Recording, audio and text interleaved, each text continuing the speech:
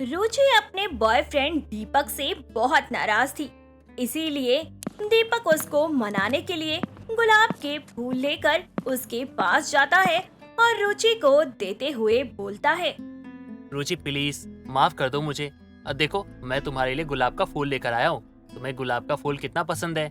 देखो ना अब तो माफ कर दो मुझे। यार नाराज क्यों हो तुम मुझसे। देखो मेरे हाथ में कुछ होता तो मैं करता ना। मेरे हाथ में कुछ है ही नहीं। थोड़ी परेशानी है समझा करो यार। मैं अभी तुम्हें अपनी माँ से नहीं मिलवा सकता। तुम मेरी परेशानी को समझने की कोशिश तो करो। तुम क्या मेरी परेशानी समझ रहे हो? अरे पहले तो तुम बहुत पीछे पड़े थे कि घर में बात कर लेते हैं, हम दोनों को शादी कर लेनी चाहिए। और जब मैंने अपने घर पे बात की, अपने घर वालों को मनाया कि तुम बहुत अच्छे लड़के हो और हमें शादी कर लेनी चाहिए, और मेरे घर वाले मान भी गए। और अब तुम मुझे ये बोल रहे हो कि तुम मुझे अभी माँ से नहीं मिला सकते, मुझे थोड़े से महीने चाहिए। ये सब क्या है? अच्छा ठीक है, अगर तुम्हें ऐसे ही करना है तो तुमने मुझे बोला ही क्यों कि मैं अपने घर पर बात करूं? और अब भी तुम बहाने बना रहे हो। रहने दो दीपक, मुझे तुमसे कोई बात नहीं करनी है और ना ही मुझे तुमसे शादी करने में कोई इंटरेस्ट है। अब तक तो तुम मुझसे झूठ बोलते आए हो और अभी भी तुम झूठ ही बोल रहे हो। इसीलिए ना तो मुझे तुम्हारा झूठ सुनना है और ना ही तुमसे कोई बात करनी है। ये तुम कैसी बात कर रहे हो रुचि। मैं तुमसे झूठ क्यों बोलूंगा। देखो मुझे नहीं लगता कि मेरी माँ से तुम्हें अभी मिलवाना सही रहेगा। पता नहीं तुम मेरी माँ को देखकर कैसा बिहेव करोगी। तुम बस थोड़ा सा रुक जाओ, उसके बाद मैं माँ से तुम्हें मिलवा दूंगा। हाँ तो ठीक है ना, तुम यही चाहते थे ना कि मैं रुकूं, तो लो रुक गई मैं। अब क्यों आए हो मुझसे बात करने? मुझे ना ही तुमसे कोई बात करनी है और ना ही अपनी लड़ाई को शॉर्ट आउट करना है। तुमने भी दिखा दिया कि तुम्हारे लिए क्या जरूरी है और तुमने मेरी बात तो सुनी ही नहीं। इसलिए मुझे मनाने या फिर मुझसे बात करने की ना तुम्हें कोई जरूरत नहीं है। अरे सॉरी यार, मुझे पता है कि तुम्हें बहुत दुख पहुंचा होगा, लेकिन तुम भी मुझे एक मौका दे दो। देखो आज घर जाकर ना मैं माँ से बात करूंगा। अगर वो मान जाएंगी तो मैं तुम्हें बता दूंगा, और नहीं मानेंगे तो मैं कोशिश करूंगा कि उनको मना लूं। लेकिन कम से कम आज का तो समय दे दो। आज पक्का मैं माँ से बात करूंगा। अगर मैं माँ से बात ना करूँ तो तुम्हें जो करना है तुम करना, मैं तुम्हें रोकूंगा भी नहीं। अच्छा ठीक है, जब तुम मुझसे वादा मांग रहे हो और ये बोल रहे हो कि घर पे बात कर लोगे, और मैं भी कोई प्रेशर नहीं बना रही तुम पे, जब तुम अपने घर पर बात कर लो ना तभी बात करने आना मुझसे, वरना आने की सोचना भी मत तुम। रुचि से बात करने के बाद दीपक अपने घर आ जाता है और अपनी माँ को रुचि के बारे में सारी बातें बताता है। इसके बाद दीपक की माँ तो शादी के लिए मान जाती है और कुछ दिनों बाद ही दोनों परिवार वाले आपस में मेल मिलाप करके दीपक और रुचि की शादी करवा देते हैं। शादी के बाद रुचि अपने ससुराल आ जाती है, लेकिन रुचि को अपनी सास सुकन्या बिल्कुल भी पसंद नहीं थी। ऐसे ही एक दिन रुचि की सास सुकन्या जमीन पर बैठकर हाथों से खाना खा रही होती है। यह देखकर रुचि बोलती है, अरे आपको खाना खाने की तमीज नहीं है क्या बिल्कुल भी? अरे आप शहर में रह रही हो, कोई जंगल या फिर गांव में नहीं रह रही। जिस तरीके से आप हाथ से खाना खा रही हो ना, घर में चम्मच भी तो है ना, उससे भी तो खा सकती हो ना। आपकी वजह से मुझे खाना खाने का मन ही नहीं करेगा। अरे अपनी नहीं तो दूसरों के बारे में ही सोच सकती हो ना कि घर में और भी लोग रहते हैं, वो आपको ऐसे खाते हुआ देखेंगे तो उन्हें कैसे लगेगा। और प्लीज ये मेरे सामने ऐसे हाथों से मत खाया करो। लेकिन बहू, मेरी तो शुरू से ही हाथ से खाना खाने की आदत है, और जब तक मैं हाथ से खाना ना खाऊं तब तक मुझे लगता ही नहीं है कि मैंने कुछ खाया है। और बहू, मैं चम्मच से खाना कैसे खाऊंगी? मुझे तो चम्मच से खाना खाना ही नहीं आता है, और अब मैं अचानक से चम्मच से खाना खाना कैसे सीख सकती हूँ? तुझे बताया तो था ना मेरे बेटे ने। हाँ बताया था आपके बेटे ने कि थोड़े पुराने जमाने की हैं, आपको आज के समय का कुछ भी नहीं पता। लेकिन मुझे इतना नहीं पता था कि आपको ये भी नहीं पता होगा कि खाना चम्मच से खाते हैं। खैर, ना मुझे आपके बेटे की बातें याद है और ना ही आपका ये तरीका याद रखना है। आज के बाद आप हाथ से खाना खाओगी नहीं, आई बात समझ में? अगर अगली बार से मैंने आपको खाते हुए देख लिया ना तो आपके लिए अच्छा नहीं होगा। रुचि ऐसे ही हर समय अपनी सास को नीचा दिखाती रहती थी, लेकिन सुकन्या कभी रुचि की बातों का बुरा नहीं मानती थी। कुछ दिनों बाद रुचि अपने कमरे में बैठी थी। उसके बहुत ज्यादा बाल झड़ रहे थे, जिस वजह से रुचि बहुत ज्यादा परेशान थी और अपने बालों में हाथ फेरते हुए रुचि बोलती है, हे भगवान, मेरे तो बाल कुछ ज्यादा ही झड़ रहे हैं। अगर ऐसे ही लगातार मेरे बाल झड़ते रहे ना तो मैं तो कुछ ही दिनों में गंजी हो जाऊंगी। भगवान, आपकी इतनी सुंदर लड़की, आपको गंजी अच्छी लगेगी क्या? मेरे बाल इतने भी मत झड़ाओ कि कल को मैं खुद को देख के ही डर जाऊं। प्लीज मेरे बाल ठीक कर दो भगवान। जहाँ एक तरफ रुचि के बाल जा रहे थे, वहीं दूसरी तरफ रुचि की सास सुकन्या के बाल काफी ज्यादा घने और लंबे थे। ये सब देखकर रुचि को बिल्कुल अच्छा नहीं लगता था। ऐसे ही एक दिन सुकन्या अपने बालों के लिए तेल बना रही होती है और उसमें काफी गंदी बदबू भी आती है, जिससे रुचि को काफी ज्यादा परेशानी हो रही थी।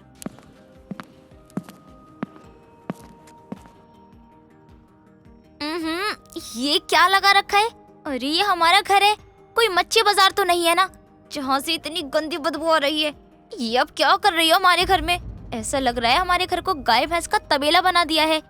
इतनी घटिया स्मेल आ रही है, मुझे घर में रहने से भी प्रॉब्लम हो रही है। ये क्या कर रही हो आप?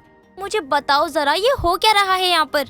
कुछ नहीं बहू, वो तो मैं बस बालों के लिए तेल बना रही थी और इसमें से तो बदबू आएगी ही ना। जड़ी बूटियों से बना हुआ तेल है ना। देखो, मुझे ना ही आपसे मतलब है और ना ही आपकी जड़ी बूटियों से मतलब है।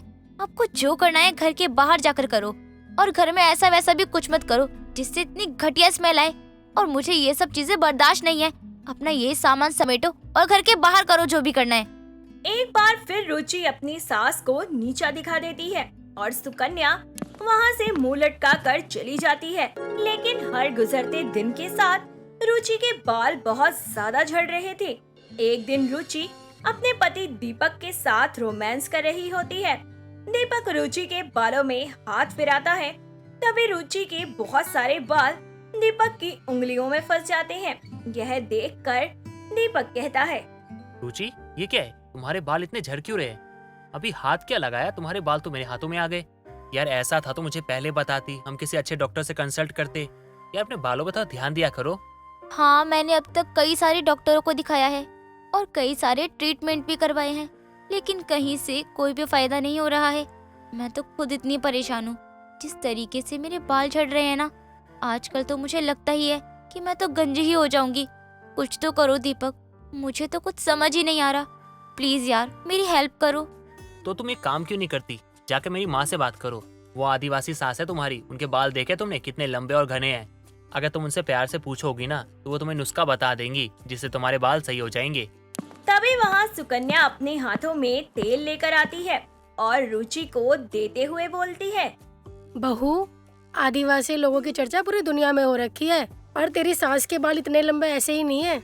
मैं भी इस तेल को इस्तेमाल करती हूँ जिसकी बदबू तक तुझे बर्दाश्त नहीं होती है। यकीन कर बहू, अगर तू इस तेल का इस्तेमाल करेगी तो तेरे बाल लंबे और घने हो जाएंगे। रुचि अब अपनी सास के बताए हुए तेल को अपनाती है और रोज लगाती है और कुछ ही वक्त बाद रुचि के बाल झड़ना बंद होकर घने और लंबे हो जाते हैं और रुचि को अपनी गलती का भी एहसास हो जाता है। कुछ दिनों बाद रुचि के बाल वापस से पहले जैसे हो जाते हैं, जिसके बाद से रुचि अपनी सास को फिर कभी नीचा नहीं दिखाती है और हमेशा उसके साथ मिलकर रहती है और अपनी सास के बनाए हुए आदिवासी तेल को और आगे तक लेकर जाती है। गायत्री नई नई शादी करके अपने ससुराल आई थी। वो अपनी सास शांति के स्वभाव से बिल्कुल वंचित थी। उसका तो सिर्फ नाम ही शांति था, बाकी वो बहुत गुस्से वाली थी जो हमेशा चिल्लाती रहती थी।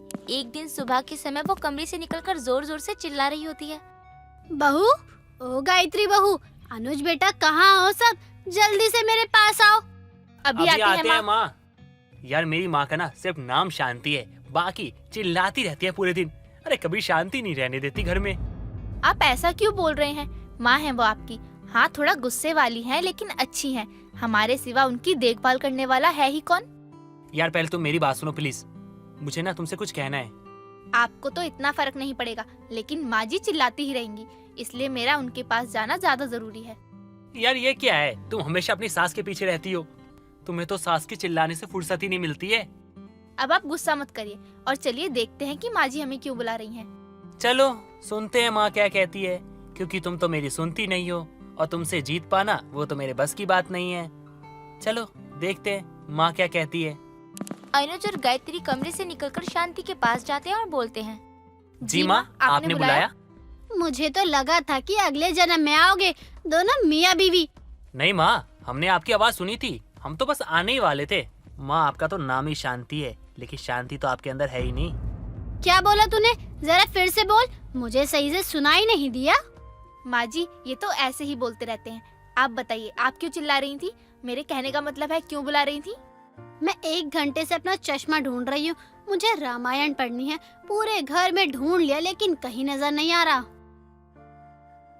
माँ, पूरे घर में तो आपने देख लिया, थोड़ा अपने सर के ऊपर भी देख लेना चाहिए था माँ आपको।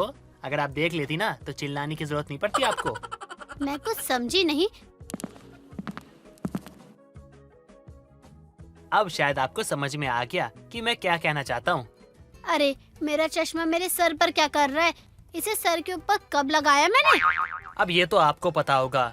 हे माता श्री, अगर हो सके तो कुछ देर के लिए, कुछ क्षण के लिए घर में शांति प्रदान करें, ताकि हम अपने कक्ष में बैठ के कुछ वार्तालाप कर सके।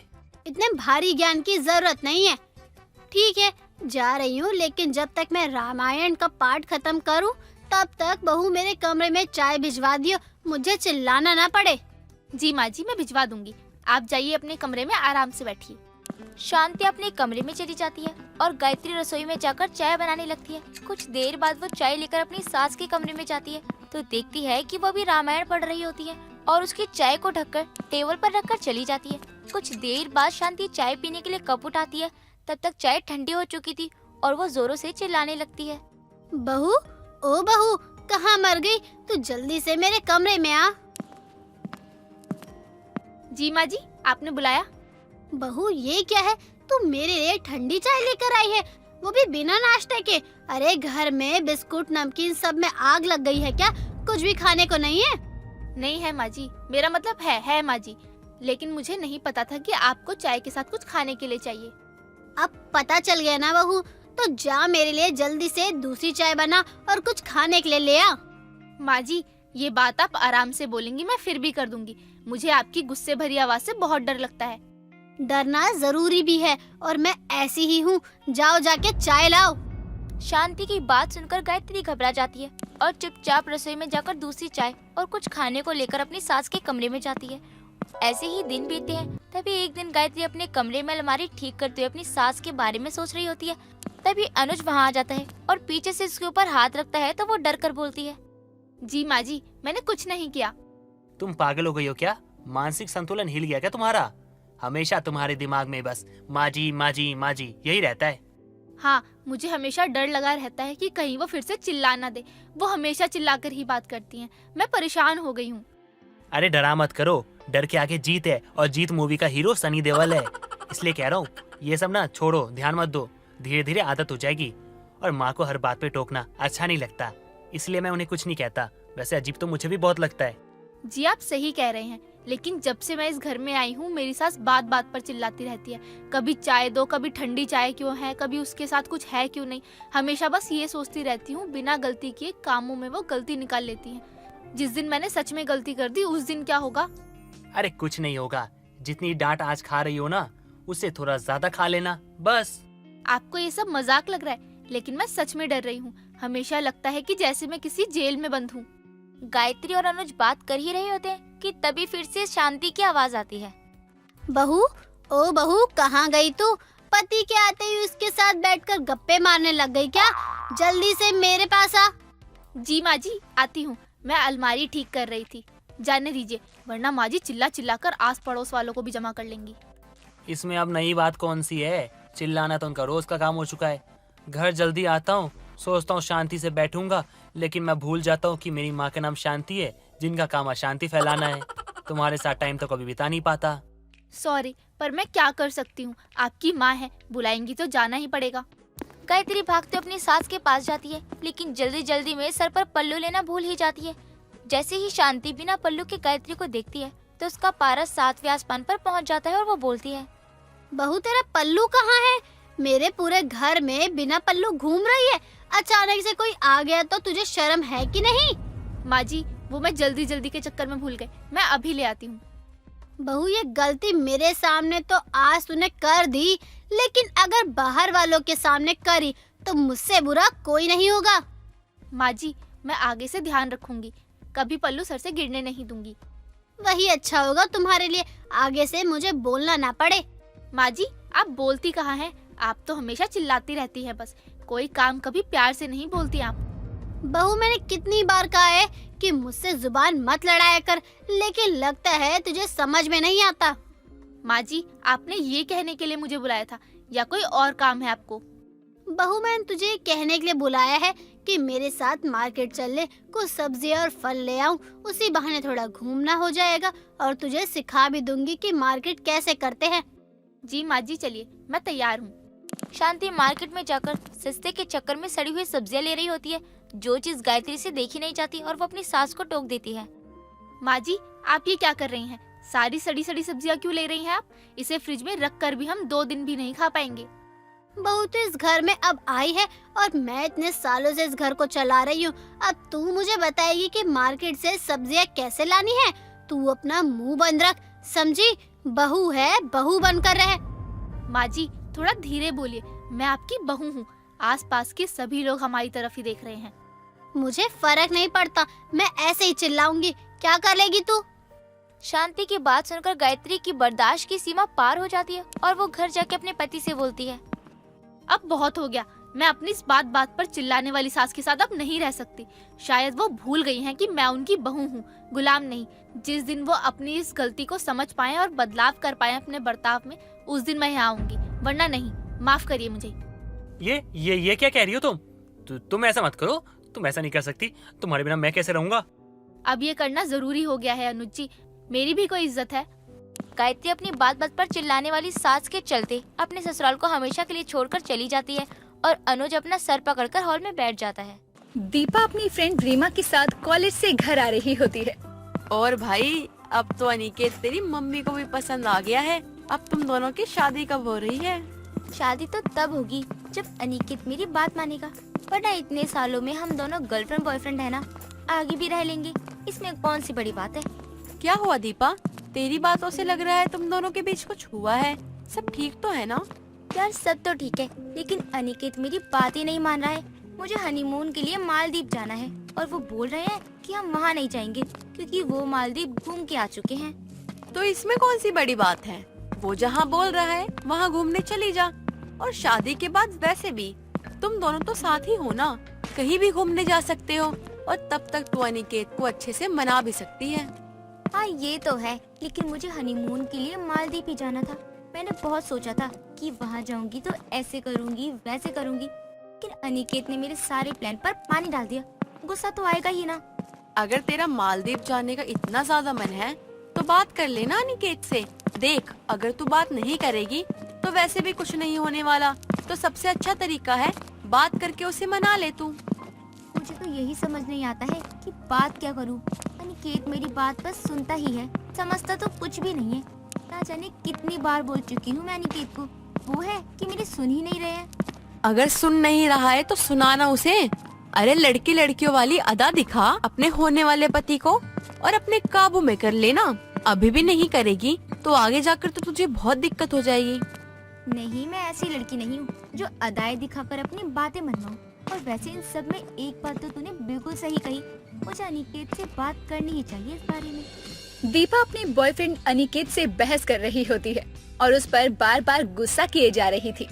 तुम मेरी बात नहीं समझ रहे हो अनिकेत, मुझे मालदीव ही जाना है। और ऐसा भी नहीं है कि तुम्हें पता ना हो, तुम्हें शुरू से ही पता है कि मुझे मालदीव ही जाना था हनीमून के लिए। हाँ तो मैं कहाँ मना कर रहा हूँ दीपा, मैं तो बस इतना कह रहा हूँ कि हम दोनों का हनीमून है तो हर जगह तो हम दोनों मिलकर तय करेंगे ना। तो मैं क्या कह रहा था कि मैं तो वहाँ जाके आ चुका हूँ ना, तो दोबारा जाके क्या करूँगा? पूजा कर लेना। क्या यार अनिकेत, तुम भी ना हद करते हो। अरे जब घूमने के लिए हम वहाँ जा रहे हैं तो घूमेंगे ही ना। तुम जा चुके हो एक बार तो वापस से मेरे लिए चलो ना। शादी तो हो जाए फिर हनीमून के बारे में सोचते रहना। अभी से इसके बारे में बहस करके क्या होगा, क्या फायदा मिलेगा तुम्हें? देखो, हम दोनों के परिवार वाले हमें पसंद करते ही है ना। और उन्होंने ही हमारी शादी की तारीख भी तय की है। माँ बता रही थी आज तुम्हारी माँ और मेरी माँ पंडित जी के पास गई थी और शादी का मुहूर्त 1 हफ्ते बाद का निकाला है। क्या 1 हफ्ते बाद हमारी शादी का मुहूर्त निकला है? दीपा, मैं बहुत ज्यादा खुश हूँ यार। मैं क्या बताऊँ तुम्हें, हमारी शादी होने वाली है। मुझे तो पता ही नहीं था कि हमारी शादी की तारीख भी तय हो चुकी है। तुम्हें कुछ पता भी कहाँ होता है। तुम्हें तो ये भी नहीं पता था कि आजकल ट्रेंड में मालदीव है। पता है, हर कोई मालदीव ही जा रहा है, बस एक मैं ही हूँ जो कि गई नहीं हूँ अभी तक। अरे मैं पक्का तुम्हें एक बार लेकर चलूंगा, तुम टेंशन मत लो। टेंशन तो अब तुम लोग यानी कि जल्दी से हमारा हनीमून का प्लान मालदीव का बनाओ, वरना मैं तो माँ को बोलने वाली हूँ कि शादी कैंसिल कर दो। क्या फायदा शादी करके जब तुम्हें मेरी कुछ सुननी ही नहीं है। अच्छा चलो ठीक है, इतना गुस्सा मत करो, मैं देखता हूँ। देखो कुछ मत देखो, मैंने जो कहा है बस वो ही करो। मुझे हमारी शादी से पहले ही 2 हनीमून टिकट मालदीव की मिल जानी चाहिए, वरना जाओ तुम शादी में भी अकेले और हनीमून पर भी अकेले ही जाना। दीपा की सारी बातें सुनकर अनिकेत उसकी बात मान ही लेता है और हनीमून के लिए मालदीव्स की टिकट करवा देता है। कुछ दिनों के बाद उन दोनों की धूमधाम से शादी हो जाती है। शादी के बाद दीपा की सास सुजाता दीपा को समझाती हुई कहती है, बहू, शादी के बाद नई दुल्हन की बहुत सारी रस्में होती हैं और तू थक भी गई होगी ना, तो तू आराम कर ले। कल सुबह ही सारी रस्में शुरू हो जाएंगी तो तुझे आराम करने का मौका नहीं मिलेगा। माँ जी, कल तो शायद हम हमारे हनीमून के लिए मालदीव जा रहे हैं। अनिकेत, तुमने माँ जी को बताया नहीं कि हम हनीमून के लिए मालदीव जाने वाले हैं? अरे बताया तो है मैंने माँ को। माँ, आपको बताया था ना मैंने, आप भूल गई क्या कि हम हनीमून पे जाने वाले हैं? और हाँ, 2 दिन बाद जाने वाले हैं, क्योंकि 2 दिन बाद की टिकट मिली है। और दीपा, अभी भी शादी हुई है, रस्में तो सारी बाकी है, और मालदीव जाने के लिए पैकिंग भी करनी होगी ना तुम्हें। अरे हाँ, वो क्या है ना, मैं मालदीव जाने के लिए बहुत ज्यादा एक्साइटेड हूँ, इसलिए मेरे दिमाग में कुछ और आया ही नहीं। माँ जी, मैं जा रही हूँ अपने कमरे में आराम करने। हाँ बहू, तू जा और अपने कमरे में आराम कर ले। तुझे किसी भी चीज की जरूरत हो तो मुझे बता दियो। अनिकेत बेटा, बहू का ध्यान रखियो। नया घर है तो थोड़ा तालमेल बैठाने में समय लगता है ना। दीपा मालदीव जाने के लिए बहुत ज्यादा खुश थी और बहुत खुशी खुशी अपनी तैयारियां करने लगती है। अनिकेत, मैंने तो तैयारी भी कर ली है। तुम बता दो, तुम्हारा तो कोई सामान नहीं रह रहा ना? कहीं मालदीव जाने के बाद बोलो कि दीपा, तुमने मेरा ये नहीं रखा, वो नहीं रखा। ये सब करने की आदत तुम्हारी है, ना कि मेरी। मैंने तो पहले ही अपनी पूरी लिस्ट बना ली थी कि मुझे क्या क्या रखना चाहिए, इसलिए मैंने तो अपनी पूरी पैकिंग कर ली है। अच्छी बात है, अगर पैकिंग हो गया हो तो कल हमें निकलना है। बेटा, बहू बहुत खुश है मालदीव जाने के लिए, तो तू वहाँ जाकर ऐसे ही बहू पर मत चिल्लाइयो। माँ जी, इन्हें तो फर्क ही नहीं पड़ता है मैं खुश हूँ या दुखी रहूँ। तभी तो देखो ना, मालदीव के लिए भी इन्हें कितना मनाना पड़ा है मुझे। माँ, आप दीपा को बढ़ावा मत दो। वैसे भी दीपा की वजह से ना हम जा रहे हैं, वरना मैं तो वहाँ जाने वाला नहीं था, क्योंकि मैं पहले ही जा चुका हूँ। सारी तैयारियां हो जाती है और अब अगले दिन अनिकेत और दीपा को मालदीव्स के लिए जाना होता है। उसी दिन अनिकेत के फोन पर मैसेज आता है और अनिकेत सर पर हाथ रखकर बैठ जाता है। क्या हुआ तुम्हें? अभी तक तो तुम बिल्कुल ठीक थे, अब अचानक से सर पर हाथ रख कर क्यों बैठ गए? हमारी मालदीव की टिकट कैंसिल हो गई, हम मालदीव नहीं जा पाएंगे। क्या? हमारी मालदीव की टिकट कैंसिल हो गई? लेकिन कैसे? तुम मजाक कर रहे हो ना?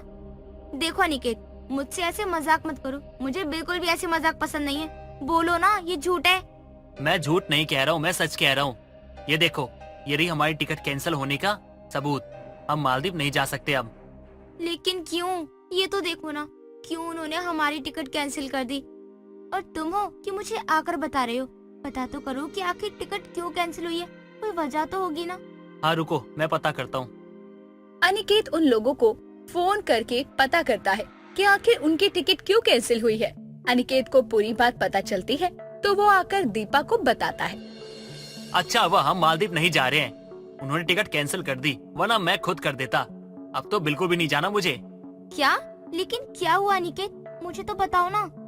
मालदीव में हर साल सबसे ज्यादा इंडियन जाते हैं छुट्टियां मनाने के लिए, और उनका पूरा समर्थन चीन को है। और वो तो ये भी कहते हैं कि हम इंडियन अपने लक्षद्वीप को मालदीव जैसा 1% नहीं बना सकते, इसलिए हम इंडियन को मालदीव को बॉयकॉट करना चाहिए। फिर तो बहुत अच्छा हुआ, और अब तो हम अपना हनीमून इंडिया में ही मनाएंगे। अब हम लक्षद्वीप ही जाएंगे। मुझे मालदीव जाना था, लेकिन इसका मतलब ये तो नहीं कि मैं अपने देश के खिलाफ जाऊं। ये हुई ना बात, तो ठीक है, मैं अभी जाके लक्षद्वीप की ना टिकट करवाता हूँ। उसके बाद हम दोनों हनीमून पे जाएंगे लक्षद्वीप, और वहाँ पे बहुत एंजॉय करेंगे। और हाँ, आज के बाद हम कभी मालदीव के बारे में सोचेंगे भी नहीं। उनको क्या लगता है कि उनका मालदीव सबसे ज्यादा अच्छा है? अरे हमारे लक्षद्वीप आके देखे, तब उन्हें पता चलेगा हम इंडियन हैं और हमारे लिए हमारे देश से बढ़कर कुछ नहीं है। दीपा मालदीव जाने के लिए बहुत ज्यादा खुश थी। वहीं पूरी तरह दीपा अब अपना मन बदल चुकी थी और अपने हनीमून के लिए अब वो लक्षद्वीप जाती है और दोनों वहाँ बहुत मजे करते हैं। दोस्तों, अगर आपको ये कहानी पसंद आई तो इसे लाइक करें, शेयर करें और कमेंट करके बताएं कि कहानी में आपको सबसे अच्छा क्या लगा।